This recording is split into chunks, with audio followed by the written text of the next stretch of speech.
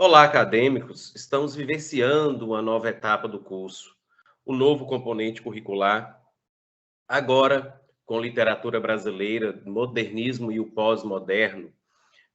Para vivenciá-la, eu convido a acompanhar-me em uma viagem literária cujo roteiro nos levará através do túnel do tempo. Difícil acreditar, não é? Garanto que será uma experiência surpreendente, misto de ficção e realidade. Conversaremos sobre literatura e história, fios aí de um tecido que se cruzam e se entrelaçam em uma urdidura para contar. Em diferentes linguagens, a saga da humanidade. Necessário se faz situá-lo em relação aos porquês, as causas dessa busca por mares nunca dantes navegados. Antes de adentrarmos mar adentro, quero lembrá-lo de que, caso surjam algumas dúvidas, procure seus colegas e consulte-os. Eles podem ajudá-los também, bem como os amigos que já estudaram esse assunto. Lembre-se que seu tutor estará sempre pronto ali orientá-lo. E você pode ainda enviar uma mensagem no AVA, que também irei lhe responder. Sendo assim, começamos aqui as nossas aulas da disciplina de literatura brasileira, modernismo e o pós-moderno. Eu sou o professor já conhecido de vocês, Alex Vanúbio Mendes, sou graduado em Letras, Filosofia, Sociologia e Pedagogia, especialista em educação com motivação e feliz por essa experiência, buscarei contribuir com mais um processo de inclusão social através da escola. Os conteúdos são densos, são muitas informações, mas é essencialmente interessante e pode nos levar a descobertas significativas para a nossa vida. Peço que em nossas aulas vocês estejam munidos de papel e caneta para quando surgir alguma dúvida, vocês anotem e depois postem no nosso fórum Tira Dúvidas ou mesmo nos nossos encontros semanais, que lá estarei presente na data e horário informado previamente. Teremos atividades de consolidação dos conteúdos em nossa plataforma de estudos, que ao realizarem com bastante atenção, dará-lhes plena condição para realizar de maneira objetiva e clara qualquer tipo de avaliação pertinente ao curso. Vamos começar? Pois bem, no Brasil, o modernismo gerou grandes nomes da literatura, tanto na produção em verso quanto na produção em prosa. Já nos primeiros anos do seu estabelecimento, vozes significativas se fizeram ouvir, como as de Mário e Oswald de Andrade, Manuel Bandeira, Menotti Delpicia, Cassiano Ricardo e tantos outros.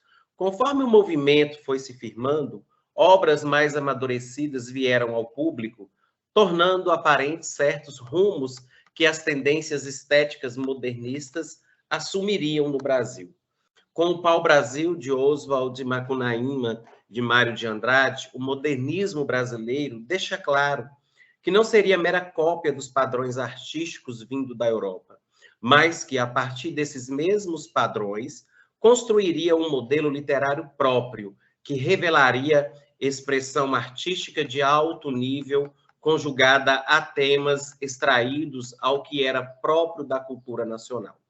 O passar dos anos só fez enriquecer o rol de grandes autores, aos quais se juntaram Carlos Drummond de Andrade, Murilo Mendes, Cecília Meirelles, entre os poetas, né?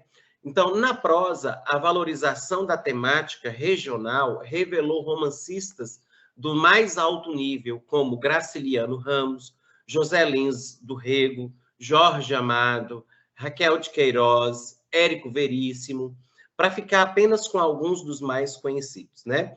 Agora, a partir de 1945, momento em que a crítica vê uma nova fase da produção modernista no Brasil, três nomes surgem, não só como representantes dessa nova etapa, mas também como a expressão do amadurecimento estético das tendências modernistas brasileiras. Eu estou falando de João Cabral de Melo Neto na poesia, de João Guimarães Rosa e Clarice Lispector na prosa. Obviamente, talentos tão marcantes se perpetuam na mente do leitor, de modo que nos dias de hoje quando surge a questão: quem são os grandes autores da atualidade? São estes que ainda aparecem como resposta. Contudo, a produção literária brasileira não parou nesses últimos anos. Nos anos de 1960, eles ainda continuaram em grande evidência, mas outros escritores também começavam a se firmar na cena literária nacional, revelando grande capacidade criativa a partir das novas exigências culturais que se impuseram naquela época. O modernismo iniciou-se com a realização da Semana da Arte Moderna nos dias 13, 15 e 17 de fevereiro de 1922, e no Teatro Municipal de São Paulo apresentaram-se, então, sob vaias, assobios e muita algazarra, escritores, pintores, escultores, arquitetos e músicos, que pretendiam não só assustar a burguesia que cochila na glória dos seus lucros, mas também propagar as novas tendências artísticas europeias para colocar a cultura brasileira em sintonia com elas. Definir a literatura contemporânea é uma tarefa um tanto difícil. Em primeiro lugar, já há um problema a partir das delimitações de tempo. Quantos anos ou quantas décadas caberiam na concepção do contemporâneo? Segundo o dicionário Aurélio, contemporâneo significa que é do mesmo tempo, que vive na mesma época, particularmente a época em que vivemos. Nesse sentido, estamos falando de ocorrências recentes que dizem respeito aos nossos dias a dia. Porém, historicamente, o que é recente tem uma abrangência muito maior.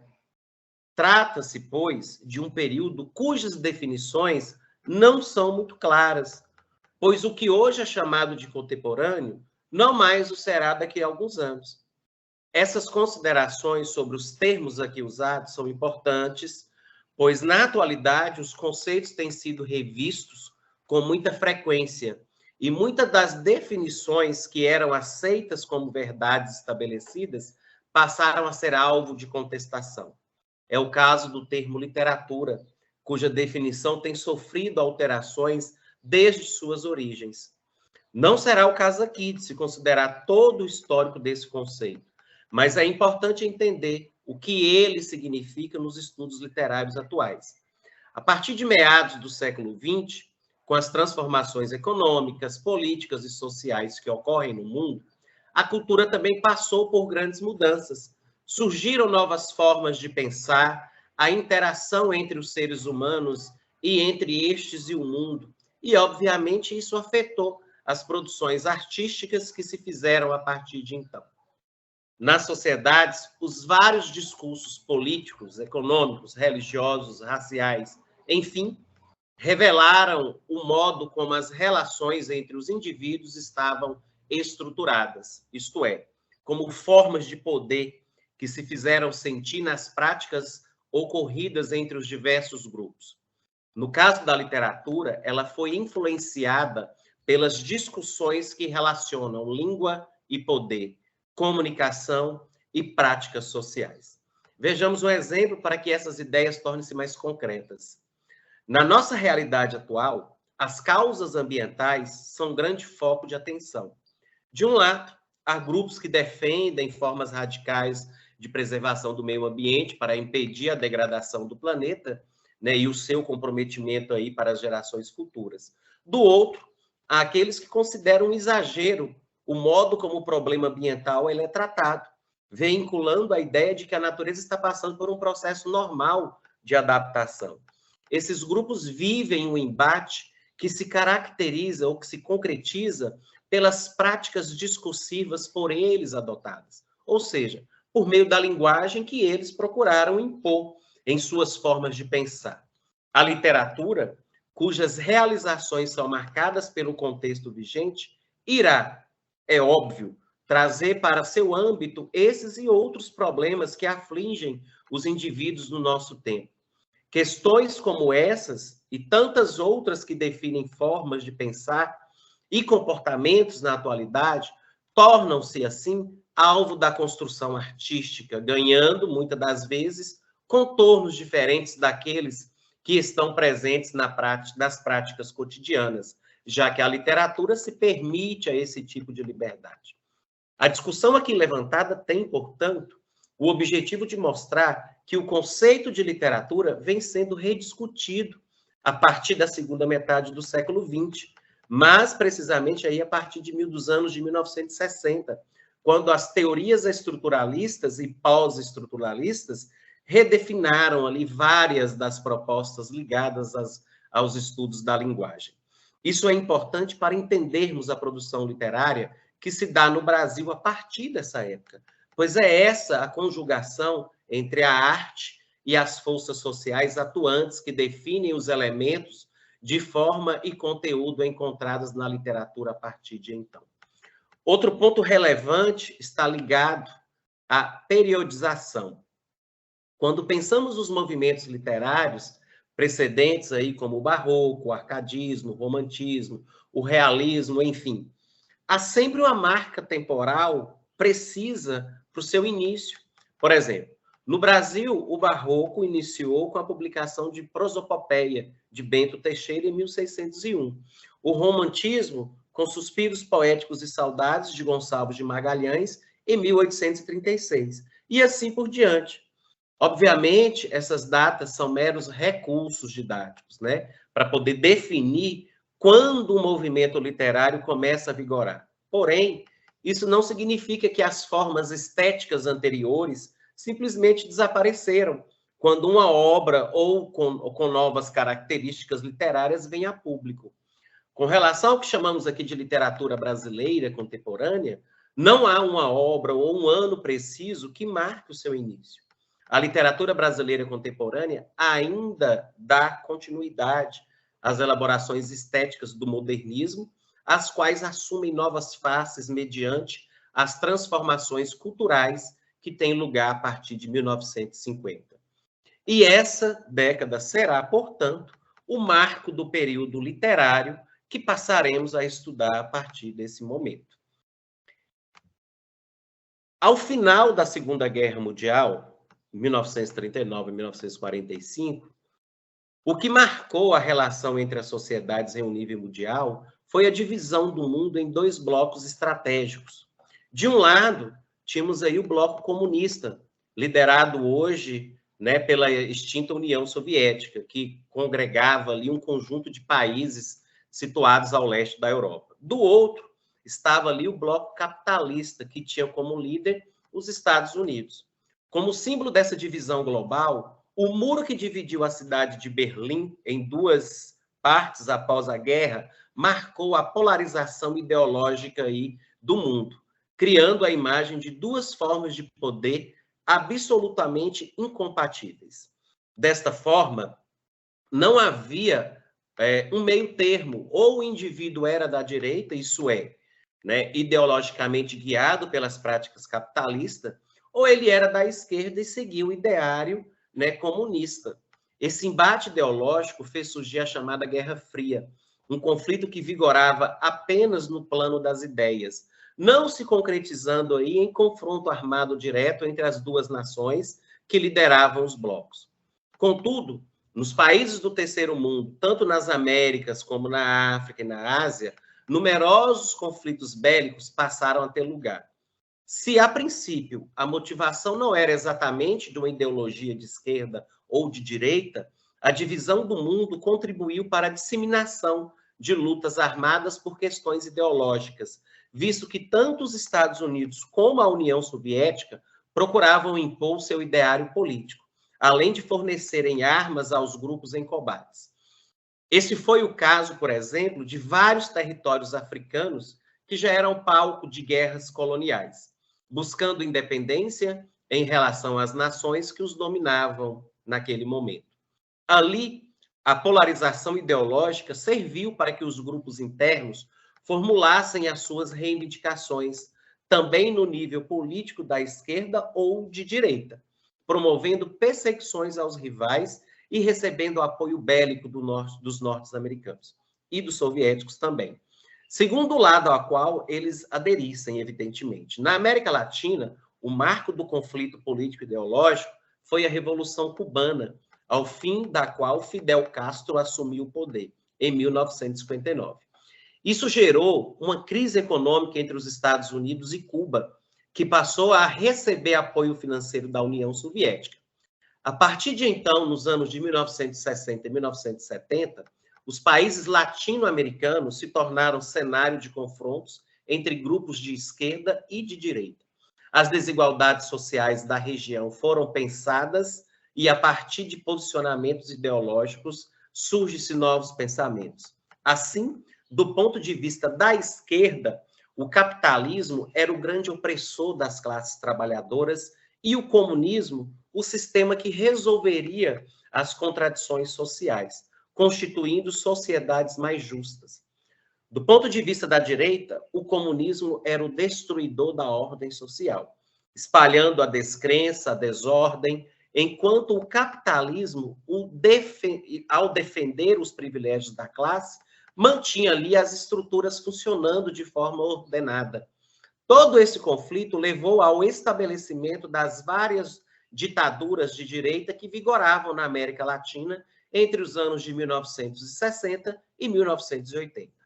Na Ásia, dois confrontos se tornaram mais marcantes: a Guerra da Coreia, em 1950 e 1953, e a Guerra do Vietnã, em 1959 a 1975, nas quais as interferências dos Estados Unidos e da União Soviética tinham como objetivo principal não perder aliados e polos de controles na região.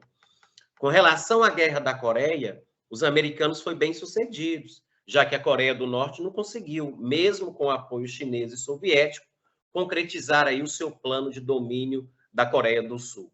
Já a Guerra do Vietnã teve repercussões bem mais abrangentes. Além de significar uma humilhante derrota das Forças Armadas norte-americanas pelos vietnamistas, esse conflito tornou-se alvo de inúmeros protestos dentro dos Estados Unidos por causa das milhares de mortes e mutilações de soldados americanos, abalando o poder político central. Nos anos de 1980, a progressiva abertura política e econômica da União Soviética, iniciada aí com os processos de Glasnost e Perestroika, levou tanto à desagregação das repúblicas soviéticas e de outros territórios comunistas, né? A antiga Iugoslávia, por exemplo, como o fim também da polarização ideológica. Em 1989, caiu o símbolo maior da divisão do mundo em duas partes, que foi o Muro de Berlim, né? Estabelecendo assim o domínio absoluto do capitalismo, que desde então esteve cada vez mais voltado ali para as exigências do mercado financeiro e das práticas comunistas, né? O que chamamos de neoliberalismo. Isso se reflete continuamente na organização política, levando ali muitos dos países que viviam sobre o regime ditatorial a um processo, que é um processo conhecido como o processo de redemocratização. O outro fato importante desses períodos e que marcam as nossas histórias é que, com o fim do Estado Novo, teve início aí um período democrático no Brasil. O contexto brasileiro no fim da Segunda Guerra, na metade do século XX, né? O Brasil passava ali por um rápido crescimento urbano industrial. Difundiam-se os meios de comunicação de massa, destaca-se nesse caso aí o rádio, né? E cada vez mais as pessoas adotavam o estilo de vida estadunidense, né? Que estabelecia ali novos padrões de comportamento e, evidentemente, de consumo. Então, o país havia participado ativamente aí no combate das forças nazifascistas na Europa, né? Então, com o fim da guerra, a vitória dos aliados, o regime ditatorial do Estado Novo entrou aí em um impasse e tornou-se insustentável. Como que ocorreu o processo de redemocratização? A redemocratização no Brasil, ela aconteceu no período que compreendeu aí os anos de 1945 a 1964. Então, o período marcou grandes mudanças no Brasil.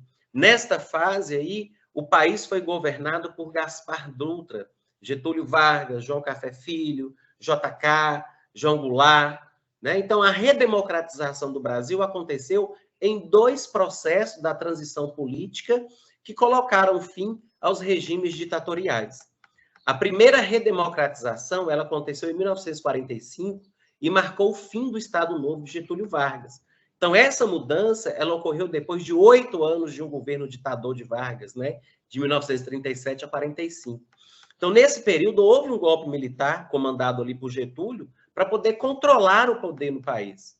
O segundo processo de redemocratização aconteceu em 1985, quando o regime militar chegou ao fim depois de 21 anos de ditadura, que foi do período de 64 a 1985. Então, as primeiras contestações ao Estado Novo só apareceriam em 1943, quando um grupo de advogados mineiros publica aí o chamado Manifesto dos Mineiros, defendendo a redemocratização do país. Mas o que fragilizaria o governo de Getúlio Vargas seria a Segunda Guerra Mundial. No ano anterior, 1942, submarinos alemães, né, naufragaram navios brasileiros no Oceano Atlântico. A população, então, pressionou o presidente a declarar guerra contra os alemães. Getúlio Vargas não tinha opção. Precisou declarar que o país era contrário ao governo de Adolf Hitler. O problema é que isso minaria o seu próprio governo. Afinal, Getúlio Vargas, um ditador, entraria na guerra para combater aquilo que praticava, um regime autoritário. Assim, à medida que se tornava claro o fim da Segunda Guerra Mundial, crescia a rejeição ao governo de Getúlio Vargas. O gaúcho se viu forçado a conceder anistia para os presos políticos, a permitir a liberdade da organização partidária, a convocar uma nova Assembleia Nacional Constituinte e marcar novas eleições. Embora tenha surgido um movimento de apoio ao presidente Getúlio Vargas, o chamado querimismo, sua imagem já estava desgastada o suficiente e o resultado foi sua deposição do poder em 29 de outubro de 1945. Naquele dia, as tropas de militares que compunham seu próprio ministério invadiram o Palácio do Catete, no Rio de Janeiro, e forçaram a renúncia do presidente. Consolidava-se a queda do Estado Novo chegava ali, né, naquele momento, o fim de um governo que durava desde 1930. Eleito graças às bases políticas formadas por Getúlio Vargas, Eurico Dutra foi o primeiro presidente eleito pelo voto direto após o Estado Novo. Empossado em 1946, ele vivenciou as tensões e problemas que marcavam o desenvolvimento da Guerra Fria no cenário político internacional. Internamente, teve como primeira grande ação a convocação da Assembleia Constituinte, que discutiria ali as leis a serem integradas a uma nova Carta Magna. O período de 1968 a 1975 foi o mais sombrio da história brasileira recente com relação à liberdade de agir e de pensar. Foi também uma fase de extrema violência, tanto nos centros urbanos como na zona rural, marcada pelos atos guerrilheiros de grupos que lutavam pelo fim da ditadura, assim como pelas prisões, torturas e mortes perpetradas pelo regime ditatorial. Esse foi também o período em que a inspiração artística se viu diante de sérios obstáculos para a sua concretização. Como todas as produções deveriam passar pelo crivo da censura, muitas delas tiveram que ser alteradas para vir ao público, e outras foram simplesmente impedidas de serem vinculadas, tornando-se conhecidas apenas depois na época da repressão. Isso não significou, contudo, uma interrupção das composições literárias, musicais, teatrais e cinematográficas. O que houve foi uma adaptação dessas manifestações artísticas aos novos tempos, sendo que muitas mensagens contrárias ao regime eram passadas por meio de bem elaboradas metáforas, né, como ocorreu em muitas das músicas de Chico Buarque, Caetano Veloso e outros compositores da época. No entanto, nos anos de 1970, havia alas de escalão militar que se sentiam descontentes com o encaminhamento das práticas de repressão. Assim, em 1974, quando a presidência da República foi assumida pelo general Ernesto Geisel, em 1908 a 1992, esse militar das alas mais moderadas já trazia a incumbência de iniciar o processo de abertura política. Entretanto, a necessidade do fim do regime militar foi se tornando cada vez mais evidente com as denúncias públicas dos desmandos do seu aparato opressivo. que estavam matando inocentes, como o jornalista Vladimir Rosvik, em 1937 até 1975, e com o fracasso do milagre econômico no início aí dos anos de 1970, que dava ao país apenas uma aparência de progresso, mas que, na verdade, não conseguia tirar a nação aí do subdesenvolvimento, inclusive aumentando aí as desigualdades sociais já existentes há séculos. Assim, em 1979, um grande passo para o retorno da democracia foi dado com a cessão da anistia aos que tiveram direitos cassados, de modo que os exilados políticos puderam regressar ao nosso país. Em 1984, ocorreu o movimento Direta Já, que lutavam pelo voto direto para a presidência da República. Tendo sido aí o ponto alto das reivindicações democráticas nesse período, logo em 1985, o civil Tancredo Neves, né, que foi eleito aí o presidente da República por voto indireto, completando-se assim o processo de abertura política, né, o que marcou o fim da ditadura no nosso país. Contudo, só em 1989 que voltaria a haver eleições diretas, né, de formas presidenciais aqui no nosso país. Outros fatos importantes. Em 1960, os anos de 1960 foram marcados aí por uma série de movimentos promovidos, principalmente aí pelas camadas mais jovens da sociedade, né? Em diversas partes do mundo, inclusive. Esses movimentos colocaram-se na posição de questionar valores estabelecidos aí pela tradição e formas de comportamento vinculadas pelas classes conservadoras. Alguns deles pregavam métodos pacíficos de transição de suas ideias. Já outros queriam se impor utilizando meios mais violentos. A verdade é que esses grupos foram responsáveis pelo levantamento de várias das discussões sociais que estão em voga na atualidade. A questão racial, o feminismo, a liberdade de opção sexual, né? E também por promover alterações em comportamentos enraizados nas relações interpessoais. Uma dessas mudanças diz respeito ao papel social da mulher. Se a sua função principal estava associada à maternidade, aos cuidados do lar e da família, a mulher começou a assumir obrigações que lhe deram ali uma nova condição dentro da sociedade. Passou a reivindicar direitos, como o de não ter na sua vida restrita somente o ambiente doméstico, ter filhos ou não, algo que se tornou possível aí com a descoberta da pílula anticoncepcional, escolher a atividade profissional, né? E mesmo se casar ou não, visto que o casamento era basicamente ali uma imposição social à mulher. Então, vamos conhecer, então, alguns desses movimentos aí que deram novos rumos às sociedades atuais, claro, né? Voltando aí ao seu modo de agir, ao seu modo de pensar e outras estruturas também, né? Que venhamos a proceder dentro desse contexto aqui de aula. A contracultura, ela é um nome que se aplica aí a vários movimentos ocorridos a partir aí do final dos anos de 1950. E o que caracterizavam pelas contestações dos valores burgueses tradicionais. Essa vertente pode incluir desde o rock and roll, surgido naqueles anos, até as reivindicações estudantis de maio de 1968 na França. Então, entre as diversas formas de contestação, duas ficaram na memória pelas imagens de irreverência e desprezo pelo conservadorismo burguês fixados aí pela mídia.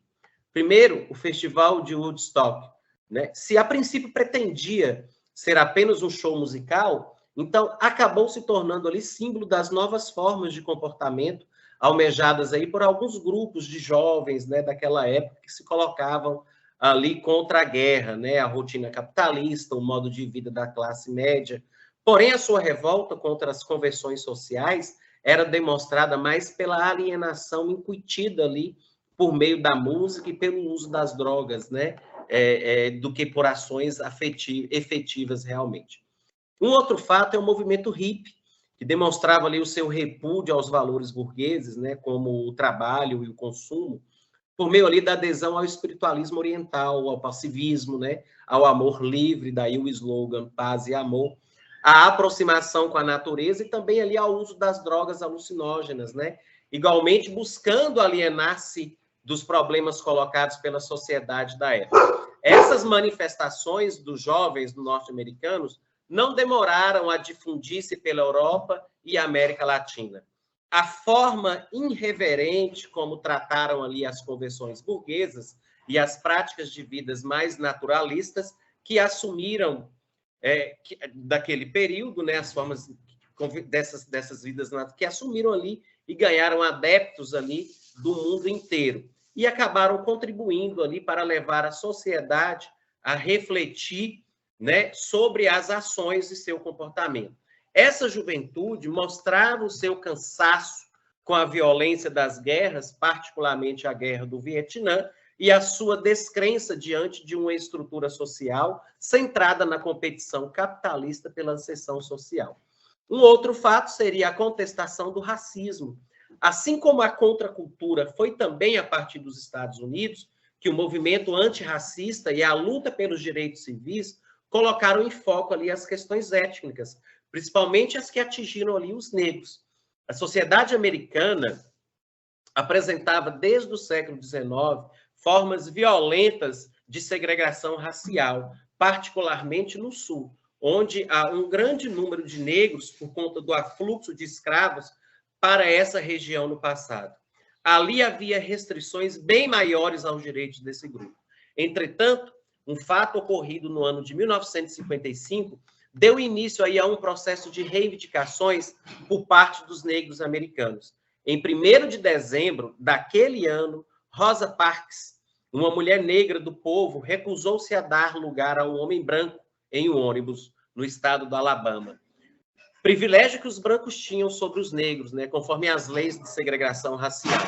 Por esse ato, Parks foi presa, além de ser multada, o que revoltou a comunidade negra. A partir de então, eclodiram vários protestos que fizeram surgir a figura de Martin Luther King como grande líder aí do movimento pelos direitos civis nos Estados Unidos. King foi, acima de tudo, um pacifista que desejava ali que os direitos dos brancos fossem estendidos também aos negros. Por suas lutas, que tinham por princípio a não violência, ele teve o reconhecimento da comunidade internacional, chegando a receber aí o Prêmio Nobel da Paz. Isso não impediu que, em 1968, fosse assassinado, o que ocasionou atos de revolta dos negros por todo o país. Esse movimento nos Estados Unidos marcou o início das discussões sobre a questão racial na sociedade contemporânea. Assim, os negros ganharam maior conscientização sobre os lugares que ocupavam na estrutura social, como também começaram a buscar meios de fazer valer os seus direitos. Isso fez com que outros grupos étnicos sentissem igualmente restringidos nos direitos básicos da cidadania, buscassem ali fazer valer, né, as suas reivindicações para igualdade de tratamento. Todas essas questões ligadas à etnia chegou também a produções artísticas. A literatura contemporânea tem apresentado ali como uma das temáticas frequentes a questão da diferença, ou seja, como se dá o relacionamento dos grupos étnicos diferentes, mas não só entre grupos étnicos, também grupos sexuais, homo e hétero, de deficientes físicos e sucessivamente sobre outras ações também. Outro fato que precisamos deixar em evidência é a questão aí do movimento estudantil de maio de 68. Né? O mês de maio de 68, ele ficou aí na história como um momento chave para a reavaliação dos valores e ideias que definem as relações sociais no Ocidente. O movimento dos estudantes franceses, que começou na Universidade de Nanterre, próximo a Paris, não demorou a se espalhar pela capital francesa, né? Passando de uma revolta estudantil a um conflito de proporções amplas. Então, para demonstrar sua insatisfação com o comportamento conservador que governava as práticas sociais na França ali nos anos de 1960, os universitários tomaram as ruas, formando barricadas, e entrando em confronto direto com a polícia. Então, guiados ali por preceitos anarquistas, eles formularam frases de efeitos que vinculavam o desejo de ruptura ali com o conservadorismo burguês. Entre essas frases, a mais famosa foi "é proibido proibir", que apareceu nos muros de Paris e não demorou a se espalhar pelos muros de outras capitais do mundo. O movimento não ficou restrito às camadas universitárias, havendo em seguida a adesão dos sindicatos, que juntaram as reivindicações trabalhistas, aquelas feitas pelos estudantes, o que culminou em greves em vários setores da produção e serviço, inclusive pelos países comunistas, né? Na Tchecoslováquia, foram atingidos, os países comunistas foram atingidos ali por aquele movimento, né? Como, por exemplo, na Polônia, na Iugoslávia, né? Na Tchecoslováquia. Então, nesses países, o objetivo da luta era o abrandamento da opressão ditatorial comunista. Na Tchecoslováquia, o Levante por Mais Democracia, que ficou conhecido como Primavera de Praga, né? E foi violentamente reprimido ali por tropas da União Soviética. O movimento de 68 pôs em destaque ali novos personagens e questões. O tema da revolução sofreu outro abalo diante dessa rebelião contra a ordem estabelecida. O movimento questionou as instituições, valores, cultura do mundo burguês, mas também as propostas de transformações dos comunistas. O acento se desloca das macroestruturas da sociedade para os problemas da vida cotidiana. Então, a revolução sai do âmbito estreito da política, no seu enfrentamento ali contra o capital, e se amplia para as outras esferas da vida, como a moral, o modo de vida, a cultura, a noção de luta de classes, né, o proletariado versus a burguesia. Então, é revista ali pela inclusão de novos autores. O proletariado, que é o sujeito privilegiado das transformações sociais, cede lugar às minorias oprimidas, que desde então conquistam visibilidade na cena e na história. Então, assim, né, o que o maio de 68 deixou como legado para a história foi principalmente esse deslocamento das discussões sociais que se davam ali no nível do capitalismo versus o comunismo, a burguesia versus o proletariado, e passaram ali para os problemas ligados, dito para as minorias, as mulheres, os negros, os homossexuais, os árabes, os judeus, etc. Então, as artes, particularmente a literatura, não ficaram indiferentes às questões que afligem esses grupos, sendo essas questões um tema intensamente cultivado dentro da literatura contemporânea. Por isso que a gente trata isso daqui, né, basicamente, para que a gente compreenda esse processo todo. As produções artísticas, incluindo a literatura, que são hoje designadas sob o rótulo de contemporâneas, não podem ser compreendidas se não tivermos em mente o processo de inovação que fez surgir a arte moderna. De fato, novo foi o termo-chave para o modernismo, vindo acompanhado aí de outros, como crise e ruptura, que vão ditar os rumos dos movimentos modernistas. As transformações que direcionam a arte moderna têm suas raízes a partir do romantismo, quando uma nova forma de relação entre o eu e o mundo se estabelece. Então, esse movimento, que tem suas origens no final ali do século XVIII, vai valorizar a aproximação subjetiva com a realidade, que muitas das vezes torna-se uma projeção de sentimentos e crenças de que se a observa. Isso se dá às coisas existentes em um aspecto multifacetado, isto é, que pode se apresentar de modo diferente dependendo de quem as estão julgando, né? Então, este é o ponto de partida, para que, a partir do século XIX, surjam concepções filosóficas aqui que questionem a possibilidade de se chegar à verdade dos fatos.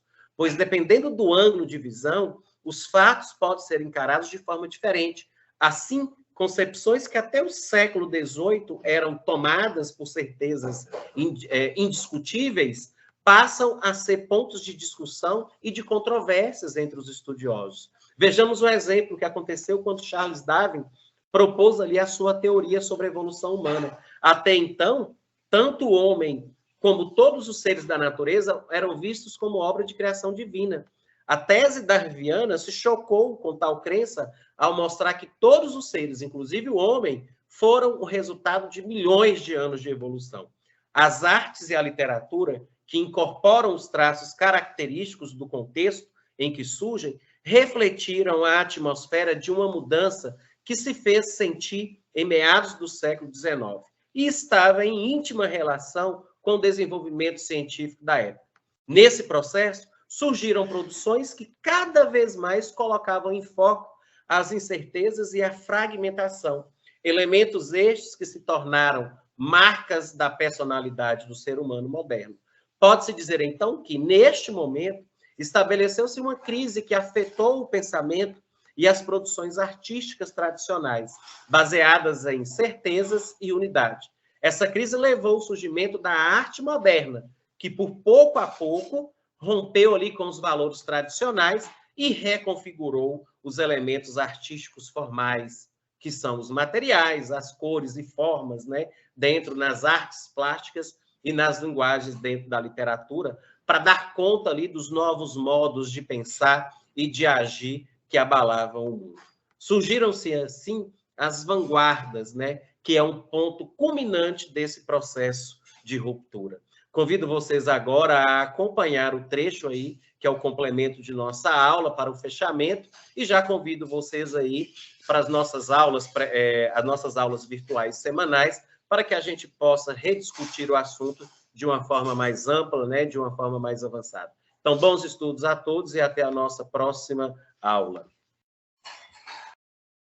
O modernismo foi um movimento artístico-literário que se consolidou no Brasil após a polêmica Semana de Arte Moderna de 1922. Autores e artistas trouxeram a liberdade estética, o nacionalismo e a crítica social para os palcos e galerias, mudando para sempre o cenário artístico nacional.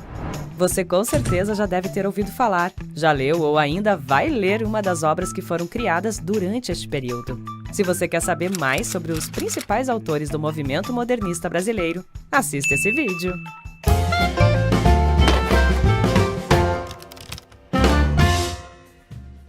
Se o modernismo fosse uma pessoa, seria alguém vanguardista, sincerão e inconformado com a realidade. Além disso, estaria vestido da forma mais inovadora possível, saberia falar muito bem do Brasil e seria o tipo de pessoa que deixa sua marca por onde passa. O modernismo não foi uma pessoa, mas foi um movimento composto por artistas e autores que marcaram para sempre a nossa cultura. Numa época onde sobravam insatisfações a respeito da política, economia e cultura, artistas se uniram para romper com o tradicionalismo em busca de algo novo. A influência veio lá das vanguardas europeias, mas aqui no Brasil, os artistas queriam resgatar a cultura local e romper com padrões estéticos, sem medo de denunciar os problemas sociais e a dependência cultural com a arte gringa. Então, o Grupo dos Cinco, como foi chamada a União dos Artistas, Mário de Andrade, Oswald de Andrade, Menotti del Picchia e as pintoras Tarsila do Amaral e Anita Malfatti, lideraram o rolê que foi o marco inicial desta nova era, a Semana de Arte Moderna de 1922. Imagine comigo, plena comemoração dos 100 anos de independência do Brasil, Teatro Municipal de São Paulo lotado e artistas com a língua e dedos afiados para apresentar ao público algo totalmente inovador. O evento deu o que falar e causou o maior alvoroço. Os próprios artistas reagiram. Oswald de Andrade comentou: "O teatro estrugiu numa vaia irracional. Antes mesmo de eu pronunciar uma só palavra, esperei de pé, calmo, sorrindo como pude, que o barulho serenasse." Mário de Andrade também comentou sobre esta semana. A Semana de Arte Moderna é a mercadora de sorrisos. Para todos que não seguirem, venderemos sorrisos de ironia. Porém, o que inicialmente parecia uma ideia flopada foi apenas o início da era modernista no Brasil, inclusive motivo para comemorarmos os seus 100 anos de história em 2022. O movimento modernista se deu entre os anos 1922 e 1950, e podemos dividi-lo em 3 fases. A primeira fase foi marcada pelos pais do modernismo, os 3 escritores, Mário de Andrade, Oswald de Andrade e Manuel Bandeira. Esta fase, também chamada de fase heróica, foi caracterizada pelo nacionalismo crítico e resgate das raízes culturais brasileiras. Vamos começar com Mário de Andrade. Ele foi escritor, crítico literário, musicólogo, folclorista e ativista cultural. Em 1922, publicou a obra poética Pauliceia Desvairada, recheada de muito sarcasmo. Além desta obra, Mário é autor de Macunaíma, o herói sem nenhum caráter, amar, verbo intransitivo, peru de Natal e muitas outras. O próximo da lista, Oswald de Andrade, foi poeta, escritor e dramaturgo, autor do Manifesto da Poesia Pau-Brasil e Manifesto Antropófago, textos de extrema importância para o movimento modernista. É no Manifesto Antropófago que se encontra a famosa frase "To be or not to be? That is the question." Genial, né? Ele não tinha medo de ser polêmico e irônico, e essa foi a vibe que inspirou todos os artistas modernistas. Foi ele quem defendeu Anita Malfatti das críticas feitas por Monteiro Lobato e também quem assumiu o papel de liderança no movimento modernista no Brasil. Também temos Manuel Bandeira, que foi um escritor, professor, crítico de arte e historiador pernambucano. Suas obras eram carregadas de lirismo poético, explorando temas cotidianos e a melancolia. Ele é o autor do poema Os Sapos, que foi lido na semana de 22 no Teatro Municipal, ao som de vaias e assobios. Ele teve uma extensa lista de obras publicadas e ocupou uma das cadeiras da Academia Brasileira de Letras, eternizando seu legado. E, por falar em legado, vamos para a geração de 30, a segunda fase do modernismo. Esta fase foi marcada pela consolidação dos ideais modernistas. Na poesia, podemos destacar Carlos Drummond de Andrade, que é um dos maiores poetas brasileiros. O seu famoso poema No Meio do Caminho foi considerado um dos maiores escândalos literários. Além de Drummond, tivemos poetas incríveis, como Cecília Meirelles, uma das maiores poetisas brasileiras, Mário Quintana e Vinícius de Moraes, que eu acho que você já ouviu falar. A segunda fase do modernismo também teve representantes de peso na prosa, podendo destacar Graciliano Ramos, o autor da obra Vidas Secas, que retrata a vida miserável de uma família nordestina com seu cachorrinho Baleia, o vira-lata mais famoso da literatura. Além de Graciliano, tivemos Jorge Amado, autor de obras como Capitães de Areia, Tieta do Agreste, Dona Flor e seus dois maridos. E os autores Raquel de Queiroz e José Lins do Rego. Pessoas que trouxeram a brasilidade para suas obras e até hoje são inspirações para o teatro, obras na televisão, cinema e muito mais. Chegamos então na terceira fase do modernismo, no ano de 1945, a última fase.